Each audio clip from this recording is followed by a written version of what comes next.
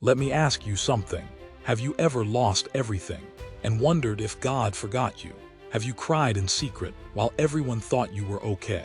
Have you ever said, "Lord, I'm done," and meant it? What do you do when your job is gone? When your health fails? When your marriage is hanging by a thread?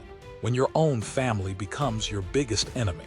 Do you ever wonder, where is God in all this? Why is this taking so long? Am I being punished? Has God given up on me? And the biggest question of all, can I still trust God when nothing is working? If you're in the middle of the storm, if you're ready to walk away, then listen closely, because this video is not about perfect people with perfect lives. It's about real people who almost gave up, but didn't. Welcome to Bible Breakdown, where the Word meets the real world, where ancient pages speak to your present pain, and where the Bible isn't just a history book, it's your survival guide. 10 scenarios where you must never give up. 1. If you have lost your job, meet Job. You didn't just lose a paycheck, you lost security, peace, and maybe your identity. Job lost everything, not just his job, but his wealth, his health, his children. Even his wife said, "Curse God and die." But Job said, "Though he slay me, yet will I trust him." Job 13:15. He didn't say, "Though he slay me, I'll unfollow him." Nope, he trusted through tears. And guess what? The Lord restored Job's fortunes and gave him twice as much as before. Job 42:10. 2. Are you heartbroken after a breakup? Ask Hannah. He ghosted you. She left you on read. Or maybe that kingdom relationship ended like a Netflix trial, quick and disappointing. Hannah was heartbroken year after year. No child, no support. Her rival mocked her. Even the priest thought she was drunk when she prayed. But she never gave up. She poured her soul to God and gave birth to Samuel, one of Israel's greatest prophets. God doesn't reject broken hearts. He builds miracles through them. 3. If you're broke and nothing left, look at the widow of Zarephath. You've got $3 in your account. Rent is due. Fridge is empty. And you're praying over instant noodles like it's manna from heaven. In 1 Kings 17, the widow of Zarephath had only one meal left for her and her son. Then they planned to die, but she gave it to the prophet Elijah in faith. And what happened? The jar of flour was not used up, and the jug of oil did not run dry. 1 Kings 17:16. Imagine opening your pantry and the Cheerios refill themselves every morning. Yeah, that kind of miracle. 4. If you're struggling with anxiety or depression, visit Elijah. You're tired, mentally exhausted. You don't even want to get out of bed. Elijah, after calling fire from heaven, ran into the wilderness and said, "Lord, take my life." 1 Kings 19:4. Yes, you heard that right. One of the greatest prophets in history wanted to die. But God didn't lecture him. He gave him food, rest, and whispered, "You're not alone." Sometimes the most spiritual thing you can do is take a nap and trust God is still working. 5. If you're feeling alone, Joseph was too. You've been betrayed, forgotten, pushed aside. Joseph was thrown into a pit by his own brothers, sold into slavery, and imprisoned for a crime he didn't commit. Yet even in prison, God was with him.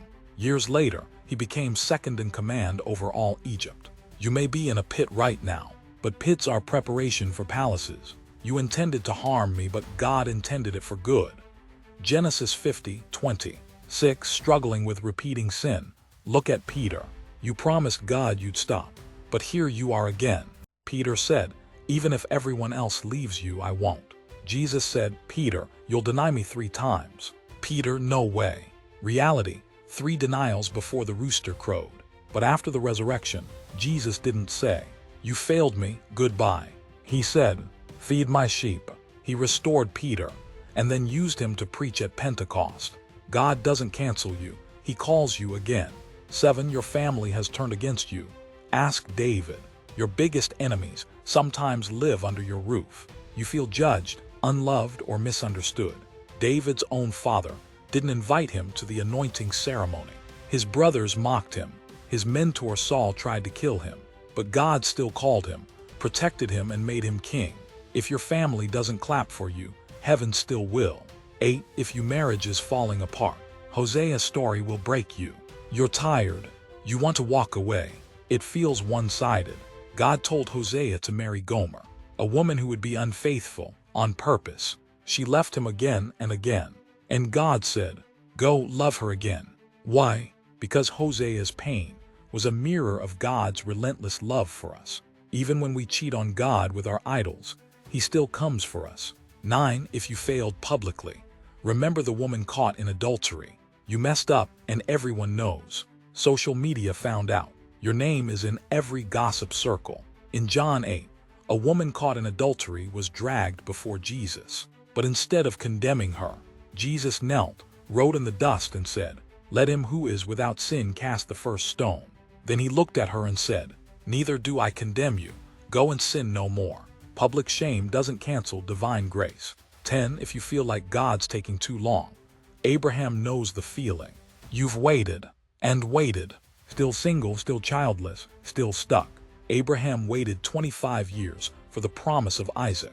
He messed up along the way, tried shortcuts, but God still fulfilled the promise. God's clock is not broken. It's just not synced with yours. At the appointed time I will return, and Sarah will have a son. Genesis 18:14. No matter what you're going through, don't give up. God's greatest work often starts after your worst failure. He's not finished with you. He's not frustrated with you. He's still writing, and every great story has a valley before the victory. Comment below, "I won't give up, God's still with me." Like, subscribe, share this with someone who feels like quitting. This is Bible Breakdown, and today, heaven wants you to know. You may feel weak, but your faith is still undefeated.